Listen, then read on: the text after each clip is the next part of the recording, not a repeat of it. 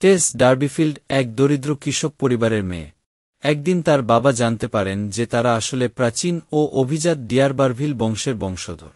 এই নতুন পরিচয়ের সুযোগ নিতে তার পরিবার টেসকে দূরসম্পর্কের আত্মীয় অ্যালেক ডিয়ারবারভিলের কাছে পাঠায়। অ্যালেক ডিয়ারবারভিল এক ধনী ও লম্পট ব্যক্তি, যে টেসকে প্রলুব্ধ করে এবং শেষ পর্যন্ত তাকে ধর্ষণ করে। এই ঘটনার পর টেস গর্ভবতী হয়ে পড়ে এবং একটি সন্তান প্রসব করে, কিন্তু শিশুটি বেশি দিন বাঁচে না। এরপর টেস তার অতীত ভুলে নতুন জীবন শুরু করার চেষ্টা করে এবং এক দুধ খামারে কাজ নেয়। সেখানেই তার সঙ্গে পরিচয় হয় অ্যাঞ্জেল ক্লেয়ারের, যে একজন উদার ও প্রগতিশীল ব্যক্তি। তারা একে অপরের প্রেমে পড়ে এবং বিয়ে করে। কিন্তু বিয়ের রাতে টেস তার অতীতের কথা স্বামীকে জানালে অ্যাঞ্জেল তাকে গ্রহণ করতে অস্বীকার করে এবং টেসকে একা ফেলে রেখে চলে যায়। পরবর্তী সময়ে দারিদ্র্যের কারণে টেস আবার অ্যালেক ডিয়ারবারভিলের কাছে ফিরে যেতে বাধ্য হয়। কিছুদিন পর অ্যাঞ্জেল ফিরে এসে টেসকে গ্রহণ করতে চায়, কিন্তু ততক্ষণে টেস অ্যালেককে হত্যা করে ফেলে। শেষ পর্যন্ত পুলিশ টেসকে গ্রেপ্তার করে এবং মৃত্যুদণ্ড দেয়। উপন্যাসের শেষে টেসকে ফাঁসি দেওয়া হয় এবং অ্যাঞ্জেল ক্লেয়ার তার পাশে দাঁড়িয়ে থাকে।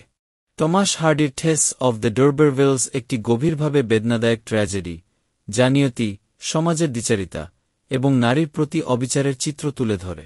টেস ডার্বিফিল্ডের জীবন শুধুই প্রেম, আশা ও সংগ্রামের নয়, এটি এক নিষ্ঠুর সমাজের প্রতিচ্ছবি, যেখানে নারীর চরিত্র পুরুষতান্ত্রিক নৈতিকতার শিকার হয়। টেস একদিকে প্রকৃতির মতোই সরল ও সুন্দর, অন্যদিকে কঠোর বাস্তবতার শিকার। হার্ডি তার কাহিনীতে নিয়তিবাদ ও প্রাকৃতিকতাবাদ ব্যবহার করে দেখিয়েছেন কিভাবে সমাজ, পরিবেশ ও ভাগ্য এক নারীর জীবনের উপর ভয়ঙ্কর প্রভাব ফেলে। অ্যালেকের প্রতারণা এবং অ্যাঞ্জেলের দ্বিচারিতা টেসকে এক গভীর দুর্দশার দিকে ঠেলে দেয়, যেখানে প্রেম, ক্ষমা এবং সামাজিক গ্রহণযোগ্যতা এক অসম লড়াইয়ে পরিণত হয়। শেষ পর্যন্ত টেস শুধুমাত্র নিজের স্বাধীনতা ফিরে পাওয়ার জন্য একটি চরম সিদ্ধান্ত নেয়, যা তাকে মৃত্যুর মুখে ঠেলে দেয়।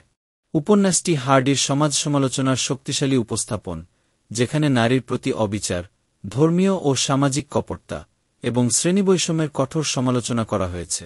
টেসের ট্র্যাজিক পরিণতি কেবল তার ব্যক্তিগত দুর্ভাগ্য নয়, এটি সমগ্র সমাজের এক নিষ্ঠুর সত্যের প্রতিফলন।